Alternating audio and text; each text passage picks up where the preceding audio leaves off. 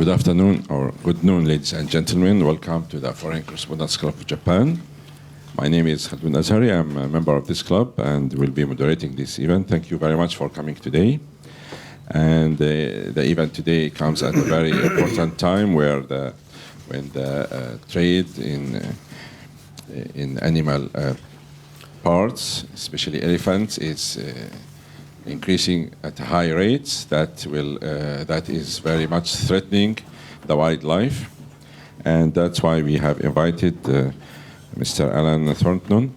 He's the president of Environmental Investigation Agency. It's based, I think, in Washington, D.C. And he will brief us about the latest data and situation in this field, and will alert us to the main problems, and then we will have a question and answer session. Thank you very much for coming again. Please welcome our guest. Please. Thank you. Do people generally stand up when they speak? It's up to you. It's okay. I think I know. If you want to stand, we have a podium here. A podium? Yeah. Is there a podium? Yeah. Oh, excuse me.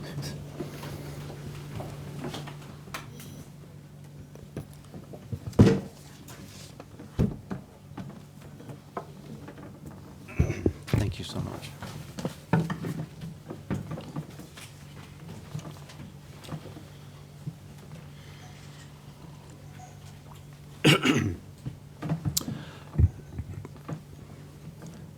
Thank you very much, Mr. Ivory, and thank you to the Foreign Correspondents Club of Japan and Ms. Chung and all the members for allowing us to come here today. My name is Allan Thornton, and I'm the president of the Environmental Investigation Agency in the U.S. We are a nonprofit organization. We also have our sister organization based in London in the UK. And this is the 31st year of operations for the British organization and the 26th year of our office in the US. And what we say that our organization, which I'll call EIA by its acronym, what we do is we say we try to protect the environment with intelligence. And what we mean by that is that we try to protect the environment not just with thoughtful ideas and strategies, but that we go out to document abuses on the ground, to see what is happening, to gather evidence of how it is happening, who is involved in illegal activities, and to follow that trail where it leads. We have been working on the international ivory trade since 1987. At that time, which was in the very early days of EIA, we undertook a 2-year undercover investigation into illegal ivory trade that we started in the Middle East, in Dubai, where Chinese syndicates had set up carving factories to partially carve poached ivory tusks that were being smuggled in from Africa, because the then regulations of the Convention on International Trade in Endangered Species had some restrictions for certain kinds of ivory, but not for carved ivory. So the ivory dealers knew all they had to do was add some carving to the raw tusk, and that would enable them to get the poached ivory in. We were able to follow the trail forward from Dubai into Hong Kong, Taiwan, and Singapore, and back into Africa, into Kenya, Tanzania, Zimbabwe, and Burundi. We released our report in 1989, just before the meeting of the parties to the Convention on International Trade in Endangered Species.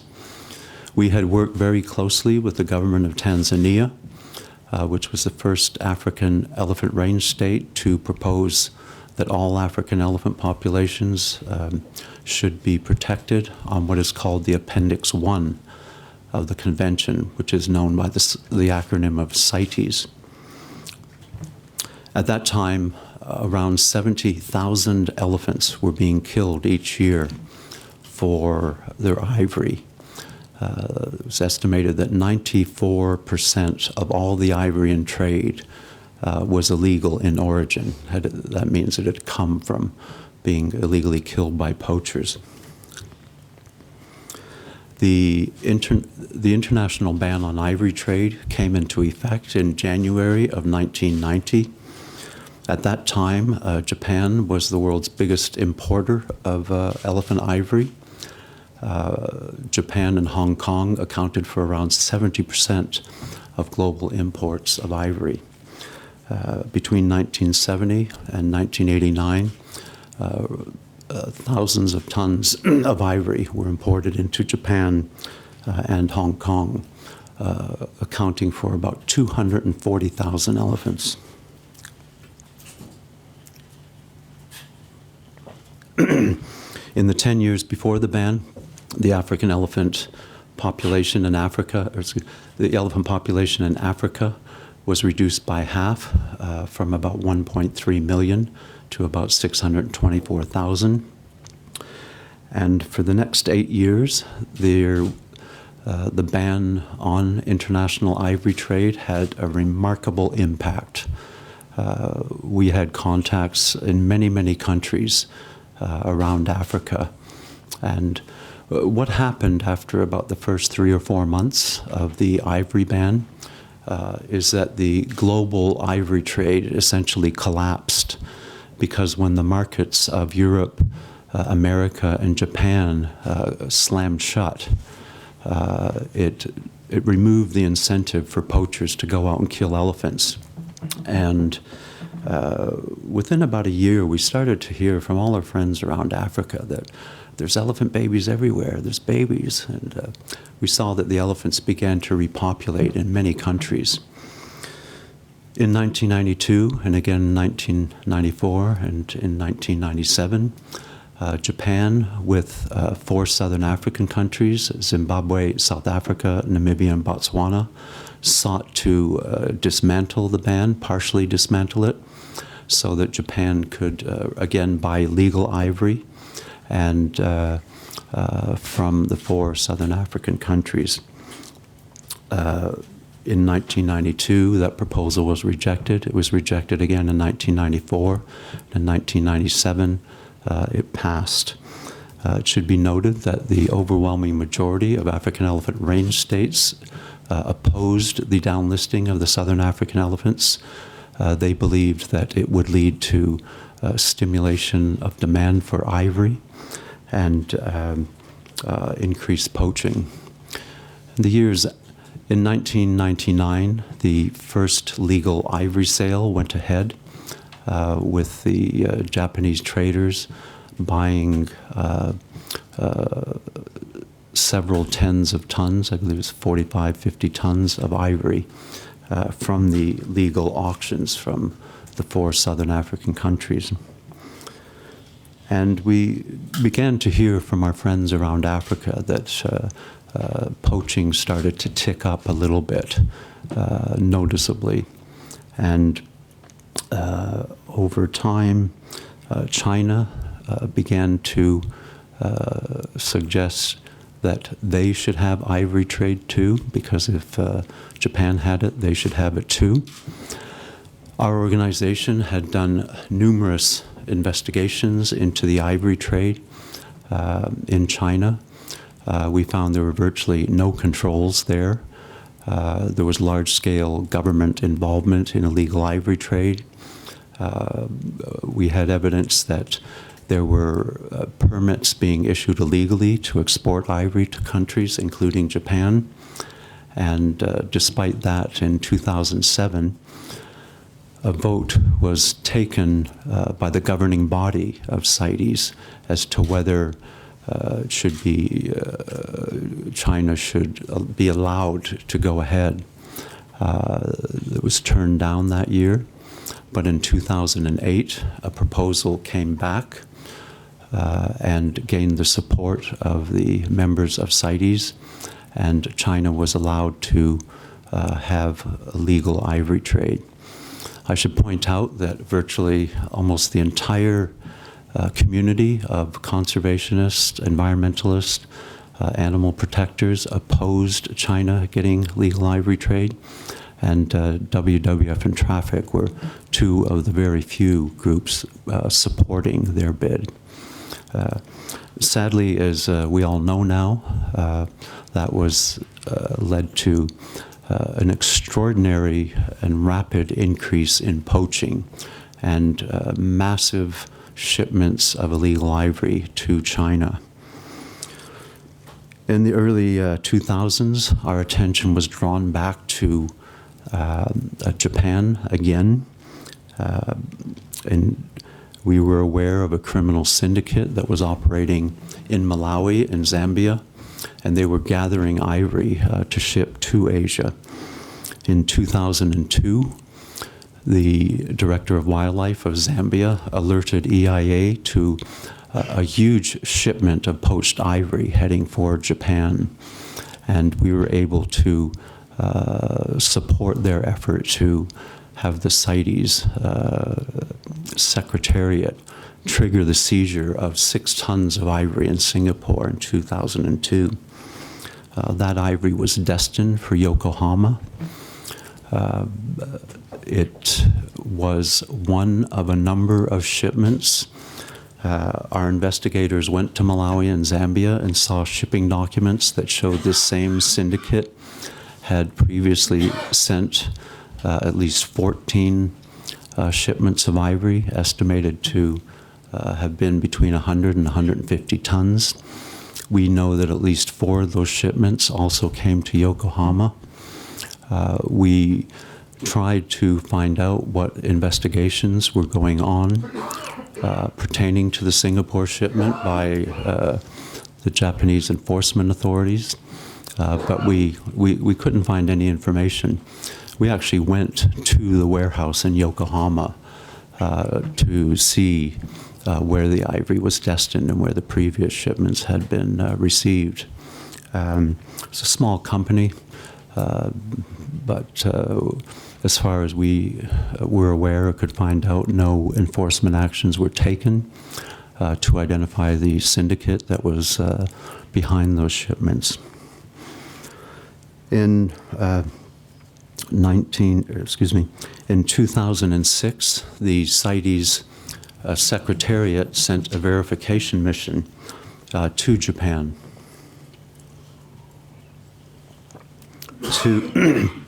to check on the ivory controls that were said to have been enacted under the Japanese law for the conservation of endangered species.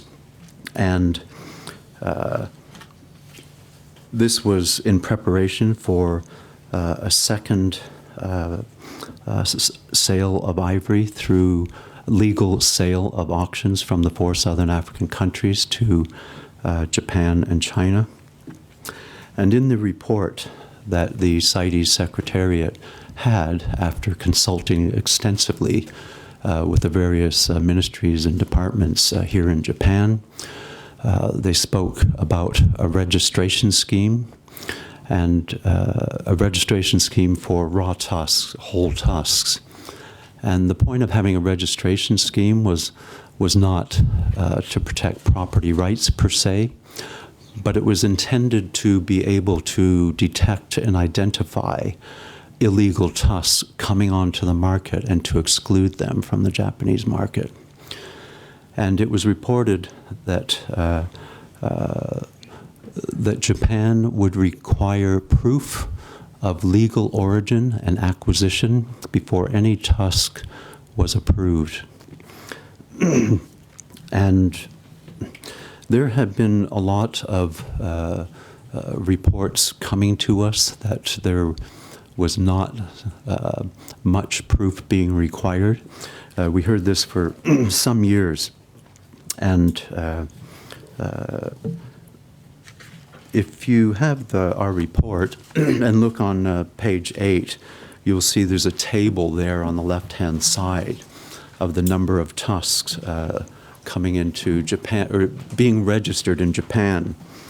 So you see in 2009, the 3,664 tusks, that was almost entirely the tusks imported from the second CITES Ivory auction. I think there were a couple of dozen tusks that were not part of that. You can see in 2010, there were 499 tusks. That more than doubled by 2011 to 1,137, 1,247 in 2012, 1,342 in 2013, and 1,886. So in those last 4 years, 5,500 tusks were registered. And these are all big tusks, ones that are sort of 9-10 kilos. And we became very concerned about this rapid increase in tusks being registered, because the requirement is that a tusk only needs to be registered if it's going to be traded or given to someone else. And so it provides a kind of direct or indirect indicator of the trade demand for ivory within Japan, because a lot of conventional trade monitors had continued to say that the ivory trade was shrinking in Japan, and that was said to us as recently as June by traffic here in Japan. In any event, we were strongly concerned about how so many tusks could be coming into registration.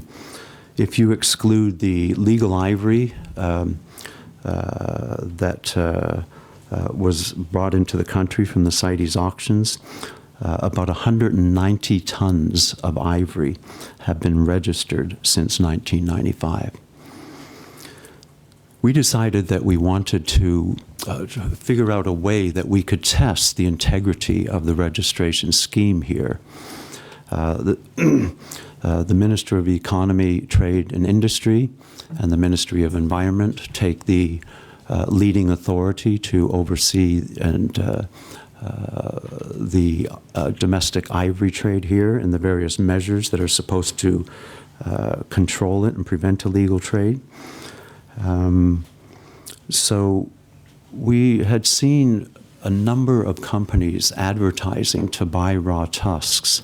And if you go on Yahoo Japan Auctions, Rakuten Ichiba, shopping sites, you'll see people advertising to buy raw tusks. So the basic situation was that if a tusk was legally imported into Japan before 1989, when the CITES passed the ban on international trade, that it would qualify for an exemption. And our concern is that illegal ivory may be getting allowed onto the legal market. So we had an investigator undertake some research, and we found that there were about 51 companies offering to buy whole ivory tusks. And in contacting them, we found that 14 of them were no longer purchasing tusks, which left 37.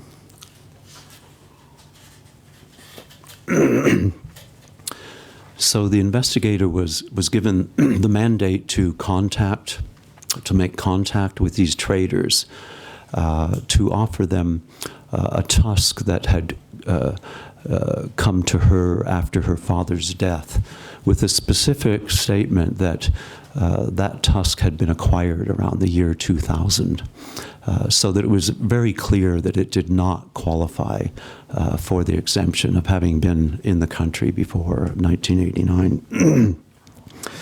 We expected there would probably be a few bad players, if you like, or bad apples, doing some illicit activity. But when we got the results, we were quite shocked to find out that 80% of the 37 traders contacted offered to engage in some form of illegal activity pertaining to the tusk. And you can see a summary on the bottom of page 6 of our report that sets out the different categories of responses from the Ivory traders. Way over on the right-hand side in blue, you can see that there were 7 traders who did not offer in any way any suggestion to undertake any kind of illegal activity. The other 30, starting from the left-hand side, did offer various, to engage in various illegal activities. Some of the more serious offers were to buy the tusk, the unregistered tusk, from the investigator, and to either resell it or then seek to register it, which is completely illegal. Others said they would buy it and cut it up into hanko. Others said that they would get the tusk registered using fraudulent means, that is to make fraudulent declarations. And others advised the caller, our investigator, to make fraudulent declarations and get a neighbor or a friend to sign an additional fraudulent declaration to enable the tusk to get registered. So what we actually discovered in all of this, that in fact the Ministry of Economy, Trade and Industry and the Ministry of Environment do not require any proof of legal origin and acquisition. And we actually find this quite shocking because the system is set up to to prevent illegal ivory from getting into the market. So it has to be able to identify illegal ivory and then stop it from coming in. But by not requiring any evidence of legal proof of origin and acquisition, it in fact was incapable of identifying or preventing such illegal tusk from coming onto the Japanese marketplace. In fact, what has happened is that the system has actually enabled and facilitated illegal ivory to get registered and to come on to the marketplace in Japan. And when we looked at the transcripts of the conversations with the 30 traders, we could see that there were a lot of similar types of statements, such as, if you want to get a certificate, you can't write the truth. Otherwise, it is unlikely you would get it. Another one said that if you were honest about the time your father received the tusk, it will be very difficult to get your certificate. They often refer to the Showa era, which I understand ended in 1988. So many of them would say, just say it's from the Showa era, was a very common response. One ivory trader, when the caller expressed concern about making such a declaration, one trader said, I've done over 500 to 600 of these cases, and no one has ever been questioned about the third-party statement, not even once. So we therefore conclude that the government of Japan has not met the legal obligations they agreed with the Convention on International Trade in Endangered Species. And I just want to stress that this is just one element of controls, but this was a pillar of the Japanese control system. Another thing we wanted to try to quantify was how much trade in ivory was occurring, because there's a number of reports produced by trade monitors saying the trade was continuing to decline in Japan. And it didn't really make a lot of sense because there were in May 2014, the government of Japan reported to CITES that there were 7,570 registered ivory retailers, over 300 manufacturers, and over 500 wholesalers. So with that number of people in the ivory trading, manufacturing, and wholesaling business, it didn't seem logical that the trade was shrinking. So we had already been looking at the internet trade here in Japan with Yahoo Japan going back to 2010. And we produced a report then where we identified 66 ivory traders selling ivory products on Yahoo Japan. So we went back. Also in 2014, we looked at Rakuten Ichiba's shopping site. And there were so many ads, it was impossible to count them all. But by taking 1,000 ads, taking out all the items that were not ivory and any duplicates, and extrapolating for the 50,000 or so ads that were on the website, we estimated at that time there were about 28,000 ads offering elephant ivory. So we commissioned our researcher to look at the trade on Yahoo Japan auction site, because we'd become aware that ivory was being seized in China that had been smuggled from Japan, and 2 major busts in the order of a half ton of ivory or so had been made by the Chinese authorities, and that ivory had been purchased on a Yahoo Japan auction site. So on the bottom of page 8, you can see that table 3 lists the number of tusks and their weights in the closing bids from Yahoo auctions from 2012 to 2014. And there were over 800 tusks sold that weighed about 4 tons. Another area we looked, there was also cut pieces of ivory which are not controlled under the Japanese law. And there were, you see the 7,515 figure is about 90% of the ads that gave a weight. When you estimate the weight of all the bids, it comes up to about 8 tons. So you had just Yahoo auctions selling 12 tons of raw tusks and cut pieces. And that doesn't include all the hankos and bracelets and all the other different ivory items. We decided to obtain 7 more years of trade data from Yahoo Japan auctions, where we could see the number of closing bids. And the graph on the bottom right of page 9 shows the increase. So between 2005 and 2014, there was a 10-fold increase in the amount of ivory having closing bids on Yahoo Japan. If you've got a Japanese version report, that will give you the yen value. I have the English version, so it went from about $600,000 US in 2005 to over $6 million last year. And for that 10-year period, there was a total of just under $27 million of ivory sold on that one auction site.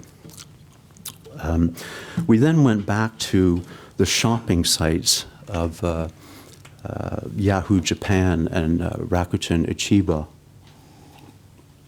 And in a single day in August, our researchers looked at all the ads, downloaded them into an Excel spreadsheet, took out everything that wasn't ivory, took out duplicates, And after that, there were just over 6,000 ads on each of the websites. And the sales value of the ivory on sale in those 12,000 ads on a single day was around 5.1 million US dollars.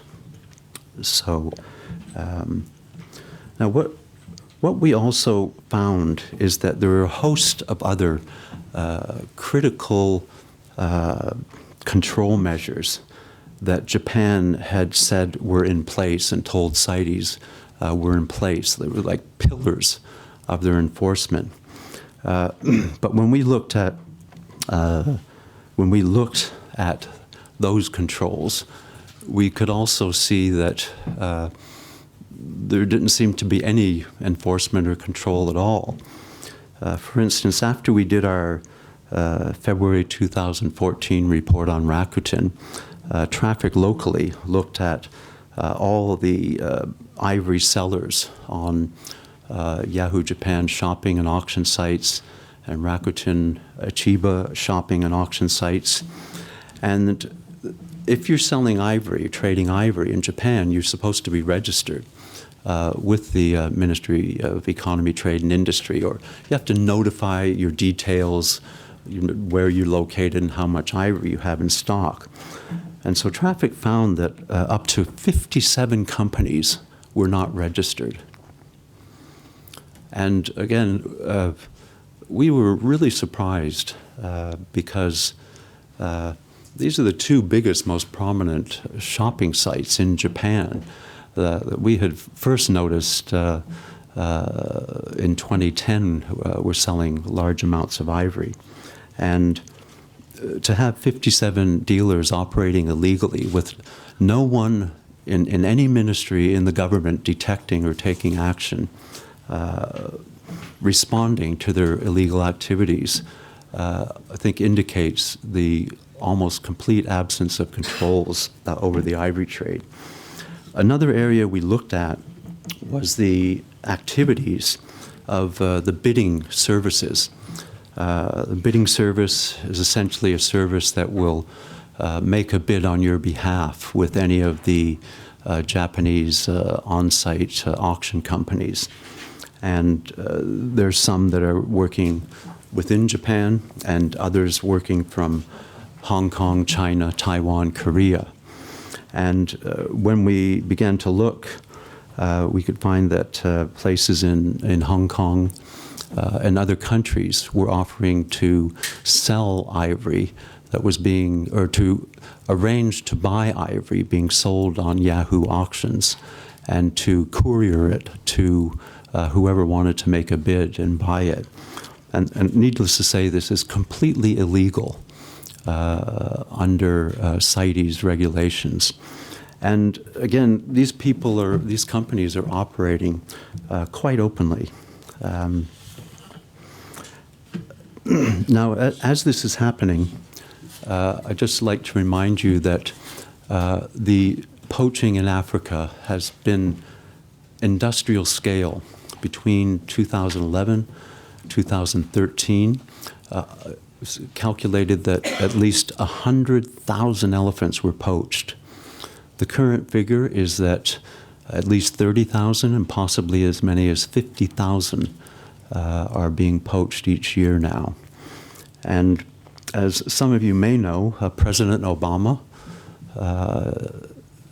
has enacted an executive order on wildlife trafficking, and his administration is enacting an almost complete ban on commercial trade in ivory products in the U.S., which is literally about to be come into effect. At the same time, the states of New York, New Jersey, California, and Washington State have enacted even more rigorous bans that are already in place. There are other such initiatives underway in Oregon, and about at least a dozen other states have local initiatives looking to enact bans. Just a few weeks ago, President Obama with President Xi of China made a statement that both countries would end ivory trade. And that means the two biggest economies in the world are ending ivory trade to reduce demand, to help reduce poaching. And so we think the third biggest economy in the world now must end domestic ivory trade. We believe Japan has not met its legal commitments to CITES. It has not been able to keep illegal ivory trade off the market here in Japan. And we think the time has come when action must be taken to stop this trade. We also are calling for an immediate end to ivory registration, and we are seeking a police investigation into the activities of the Japan Wildlife Research Center, which is at the center of the registration issue. I think that's my time, so I'm going to thank you, and we'll take any questions. Thank you very much for your insights. We open the floor for questions and answers. Please proceed to the mic and state your name. We select journalists first. Thank you. API.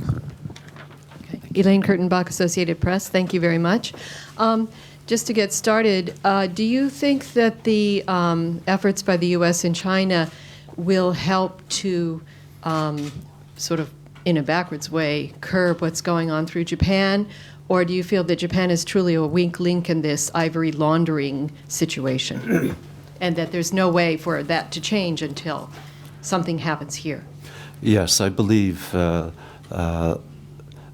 was a survey that was just published this past week that said that ivory prices in China had fallen by half since last year. And as you may know, our colleagues in the Wild Aid organization have been doing an enormous amount of publicity in China with Yao Ming, the famous basketball player, and Bing Bing, the actress, and many other celebrities to tell people not to buy ivory and other products of endangered species. And this has been really tremendously effective. But if we want to have elephants in our world, we have to ban the ivory trade. The only conservation measure that has ever worked for elephants was the 1989 international ban. But now the demand has become so overstimulated. An international ban is not going to do it. So we have to ban ivory on the at the domestic level.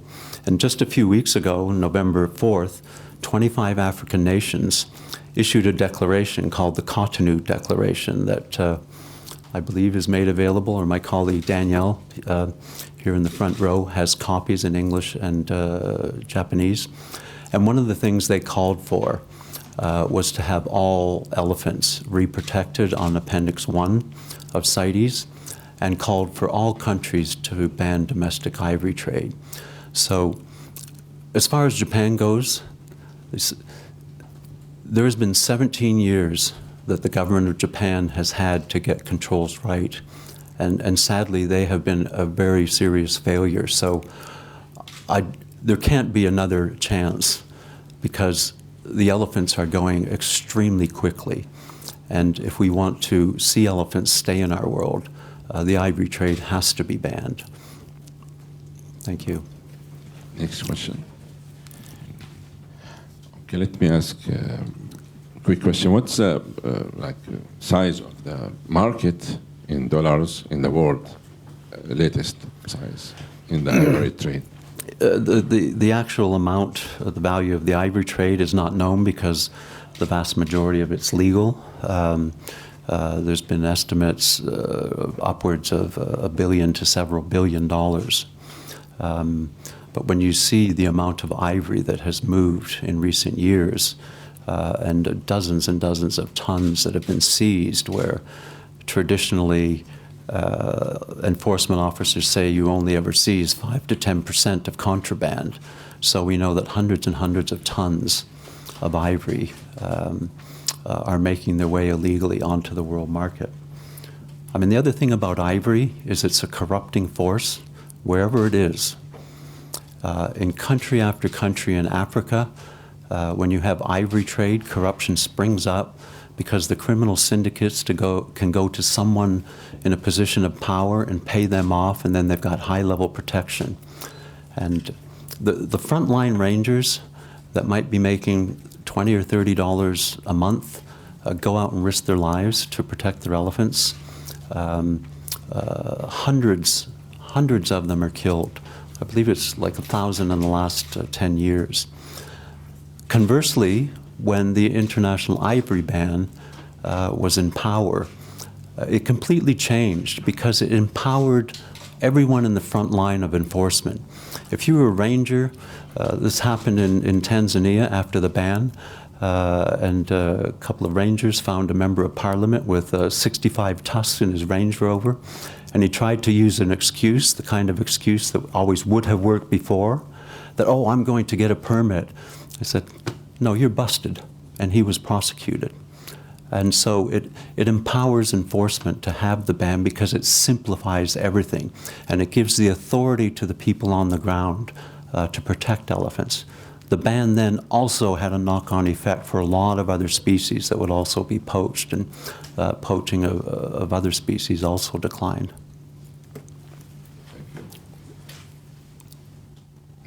No journalist asking. Okay, after, please. After.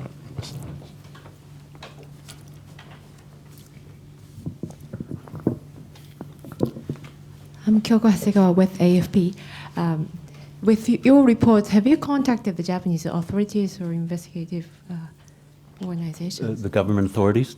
Yes. We passed a dossier of evidence, including transcripts of 11 of the conversations and the identities of 11 of the ivory traders, transcripts plus copies of the recordings of the conversations to the Metropolitan Police of Tokyo. We also provided analysis, detailed analysis in a big spreadsheet of what each trader offered to do and which category of illegality they were in. And then we also met with representatives of the Ministry of Economy, Trade and Industry and Ministry of Environment and the Ministry of Foreign Affairs. And we also gave them literally the same dossier to each of the ministries. So that is recordings of the conversations with 11 of the traders, transcripts in Japanese, full transcripts, not excerpts, every word, and the same analysis. The only difference is that we didn't include the identity because we wanted the police to have the time to analyze whether there's a case for prosecution.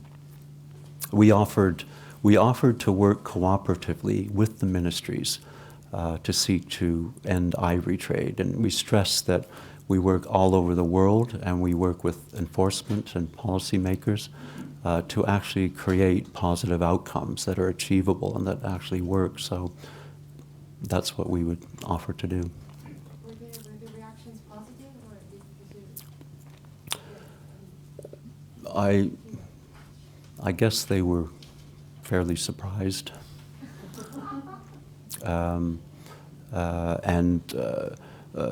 They asked some limited questions. When was this done, and are you releasing it to the press? And we said, gave them the time frame and said, yes, we're having this meeting, and our report will be on the website that they can access it, etc. Yes, Kaori-san.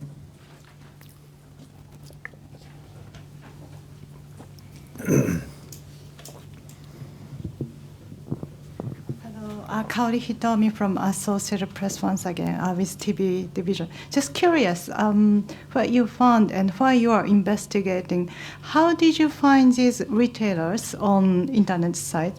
Were they more individuals, or did you find them a sort of system? Is there any indication that criminal organization involved to boost up this kind of trend? All of the traders were identified either through their websites or from ads they had on the various e-commerce sites, the Yahoo Japan or its auction site, or Rakuten Chiba. There were a few in a magazine that specializes in Henko, but they're all assembled just from information in the public domain. And we don't know if there's illegal organizations. As far as we know, most of them are known entities and have been involved in ivory trade for a long period of time. As to whether the police will feel there's a case for prosecution, we'll leave it to them. But I think the point is that the system is not working and it's badly broken.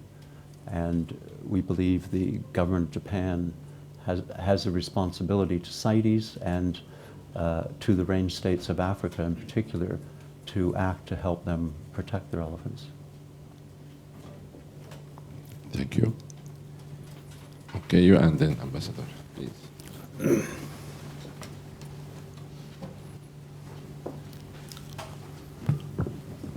I'm from the BBC.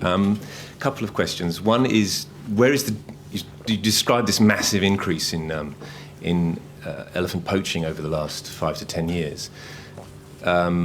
I'd always assumed the driver is China and China's economic growth. Am I wrong in that? Is domestic demand in Japan a major part of that driver because it's been reopened by these CITES auctions? And the second one is, what's wrong with CITES? It seems like the CITES organization itself is not doing its job. If these 25 African countries are asking for a complete ban, who is it in CITES that is supporting the trade in ivory when the countries of origin don't want it to happen? Thanks. Did you want a name? I'm sorry. Oh, no, I'm sorry. No, I'm sorry. Yes. Well, you see, Japan is the country that is the only industrialized country in the world that sought to dismantle the total ban. And I think it's fair to say that the political and economic influence of Japan, giving strong support to the southern African countries who believed their elephant populations were stable and could withstand a legal trade, that Japan was the sort of political force that made the dismantling of the ban happen. In 2002, the Chinese delegate to CITES said they were very concerned because Chinese people were now confused, because before there was a ban on ivory, and the sort of pro-trade people tried to minimize the impact of selling ivory again by saying it's a one-off and it's experimental. But people from all over Africa and people in China knew the trade was open for business again. And that directly led to China seeking legal trade. And Dr. Meng, the head of the Chinese Management Authority of CITES, was one of his sound bites was constantly, Japan got it, we should get it too. Japan got it, we need it. Japan got it, we need it. And that was part of the problem. Japan, we had done investigation, produced a number of reports that Japan really had no effective ivory controls. Beijing Gongmai is a government-owned company that owns a couple of the big carving factories. We had been there in 1999, and the general manager of Beijing Gongmai offered our investigators, undercover investigators, permits to export the ivory if we would buy a lot. And we had gone to them because people in the two factories owned by Beijing Gongmai said, oh, you can get permits to export from Beijing Gongmai, because they had happened in the past. So we knew there was no possibility that China could control the illegal ivory trade. And it gives us no pleasure to see that what happened is precisely what we predicted, except even worse.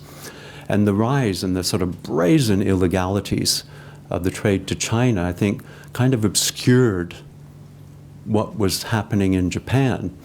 So after the 2002 seizure and no follow-through on the shipments destined and that had previously arrived in Yokohama, Japan sort of dropped from sight, or maybe just put its head down. And that's why we wanted to come back and take a closer look, because we saw a number of indicators that things were going wrong here. Japan, we believe Japan is the second biggest consumer of ivory in the world. People used to say it's the United States, but I think the United States is probably number 6 or 7 or 8, and soon that'll fall because they'll have a domestic ban. But you just have to look at the statistics. There's well over 8,000 people and companies trading, manufacturing, and wholesaling ivory in Japan. They're the 2 biggest internet sellers of ivory in the world that are right here in Tokyo. And we've asked them to stop repeatedly, and they won't stop. And we believe Yahoo Japan's auction site is an important driver of illegal ivory trade. I think that's just an unacceptable position, because a lot of these unregistered tusks, illegal tusks, get chopped up into hanko. And it's obvious that this is sold on the e-commerce sites, because on the auction site you'll get like bags of hanko blanks, maybe a dozen or 15 sold en masse. We think that has to end. Important point, ivory hankos are not a traditional material. They became popular in the sort of 60s when it was a real status symbol to pull out, I've got an ivory hanko. But the traditional materials still work. Wood, jade, buffalo horn, and 93% of the ads on the shopping sites of Yahoo Japan and Rakuten were for hanko. And that trade could be closed down tomorrow, and should be closed down today. So. Yes, and Ambassador Arrest.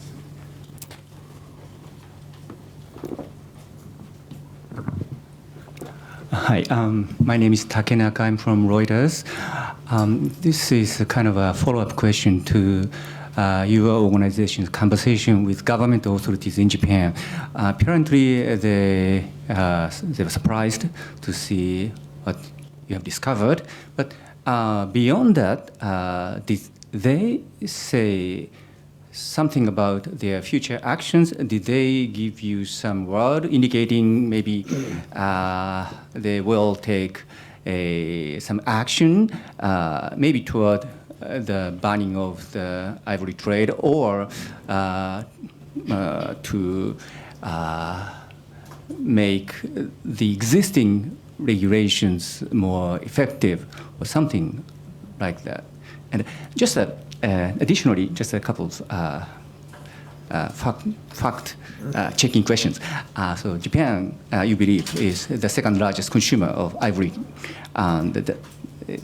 So first is, you believe, is China? Is that correct? Or I think China has been the biggest consumer for at least the last 10 years, maybe a bit longer. Okay. Before that, I'd say that Japan had been the biggest consumer going back to about 1970s. As far as the response from the representatives, there were a couple of comments suggesting that they had good oversight, because the people that have trading in ivory have to keep a ledger, which has to be submitted to the Ministry of Economy, Trade and Industry once a year. But paper control is not real control. I mean, we know that. We've been doing these kind of investigations for 31 years. And what someone's ledger tells you doesn't reveal the whole story. If someone wants to do something illegal, it's totally easy to keep a separate set of books, as we know from the financial world over a long period of time. But again, we have offered to work positively and constructively with the authorities in Japan, and we hope a decision will be made by Prime Minister Abe to end this trade, because I think the ivory traders have been very influential and have had their way for a long period of time. And this is not an important industry. There are lots of other materials that are available for carving. And again, the biggest use of Hanko, it's not a traditional material. And there's lots of good traditional materials available to make Hanko.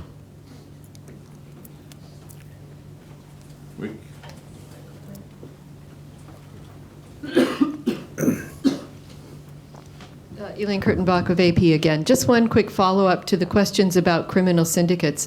In October, there was a bust in Beijing that I'm sure you're aware of. And so clearly, even if the domestic traders themselves may not be allied or in any way affiliated with these groups, is it true that the movement of the ivory from one state to another somehow involves some sort of involvement by illegal crime? Thank you. Well, crime is illegal. Well, clearly there have been at least 4 major busts in China in the past couple of years involving large amounts of ivory that have come from Japan. As I said earlier, 2 of them from ivory bought off Yahoo Japan auctions. You can go out this afternoon and use one of the bidding agencies here in Japan and ask them to ship your friend in Hong Kong or mainland China some ivory. And there's no control. And as we understand it, there's actually an exemption that the authorities can't intercept such items below a certain figure. It's, I think, about, what is it? That exempts a lot of exports. But it's completely out in the open, like the people advertising to sell ivory that were not registered. And we're a small to medium-sized group, and if we can find all this information, why isn't it being overseen and stopped by the ministries? And I just think that there has really been no political will to have strict controls. And when you look at the law on the conservation of endangered species, I mean, with respect, it reads like it was written by the ivory trade. When you register a tusk, the law doesn't even provide for a physical inspection. All you need is a few photos and a piece of paper. My good friend here is going to sign this document, and I, Allan, say this was bought in 1985, and I take my pictures and I get the tusk registered. I mean, there's no control whatsoever. So I think it just underlines how bad the situation is. And to my mind, every elephant that can be protected in Africa is worth protecting. So, and for Japan to close the trade here, to end the trade, would be another huge signal internationally. And when President Obama said the US would do it, it had a big impact. When President Xi said they'd do it, it had a big impact. If Japan would, the government of Japan comes onto the side of the elephants, that would have another big impact. And we really invite the government to come there, because the elephants really need everyone's help. And if you've been out to Africa and seen elephants in the wild, it has to be one of the most extraordinarily uplifting experiences that you can have in the world. And I'd urge you to go see them. So.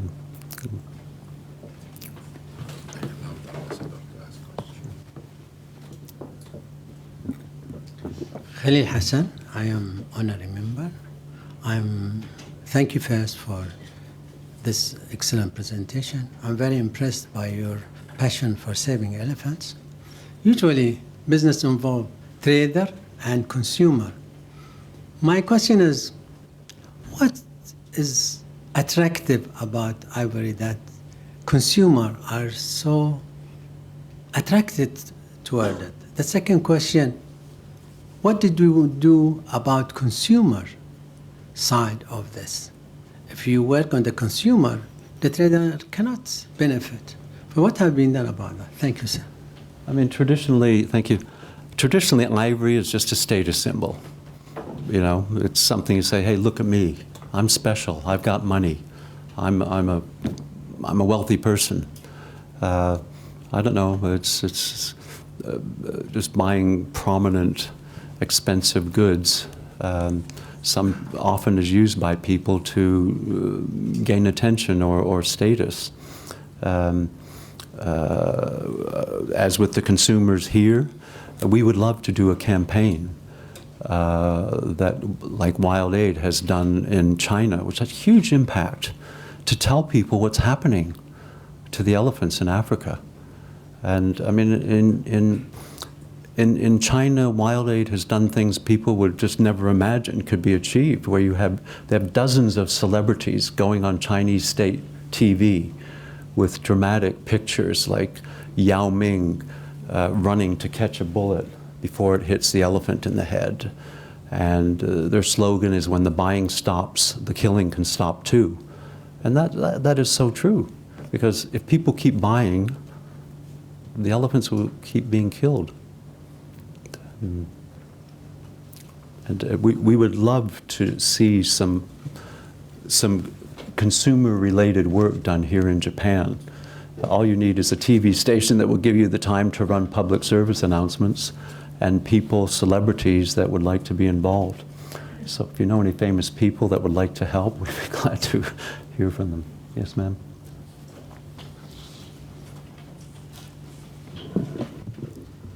Kyoko Hasegawa with AFP again. Do you have a direct message to Prime Minister Shinzo Abe that we may be able to convey via our media on this? Do you have a direct message to Japanese Prime Minister, the current incumbent Japanese Prime Minister, that we may be able to convey through our media? I'm sorry, were you saying, have we written to the Japanese Prime Minister? No. A message, yes. Message, yes. I mean, the message, I think, would be that please help us to save the elephants, and please ban the ivory trade, and help people in Africa to protect their natural heritage. And I know that Japan does a lot of development aid to countries in Africa, and I think that's a very good thing. In Tanzania, they have they earn over $1 billion a year from tourists coming in. And there was a study by the U.S. Agency for International Development earlier this year, late last year, and they estimated that the tourism trade, the wildlife tourism trade, creates jobs for just over 1 million people in Tanzania. Almost all of those jobs are in rural areas. So this is a really important aspect of economic development. And the Tanzanian tourist industry has been the country that has been the most, the voice most opposed to the poaching and illegal ivory trade. And the Tanzanian elephants, the Selous Reserve was one of the 2 biggest elephant populations in the world, and it's lost 75% of its elephants in 5 years. It's gone from over 50,000 elephants to 13,000 elephants. And people are really afraid of what's happening in their countries. And if you go out there, it is just heartbreaking. We went out to Kenya before the 1989 ban and met Daphne Sheldrick, who has the baby elephant orphanage in Nairobi National Park. And she had about 3 or 4 baby elephants that they find after the mothers have been killed. And we went out last year, and they had 39 baby elephants, and they'd rescued another 15 of them that year that had died. So the carnage and destruction in Africa is completely heartbreaking. But more than that, it's destroying the economic basis of a huge industry that people need there for the jobs and revenue and foreign income. Thank you very much, sir. This wraps up our event today, and I would like to tell you I use wooden hanko, and I feel very prestigious with that. So I hope everybody feels the same. I start your campaign. Thank Very you. good. Thank you very much. And we wrap up by a call or Mr. Thornton to Prime Minister Abe to let Japan stop the trade in ivory, so we can see more elephants elephants and our generation, next generation, see more elephants on Earth. Thank you very much for coming. Thank you very And much. please give them an applause. And have a nice evening.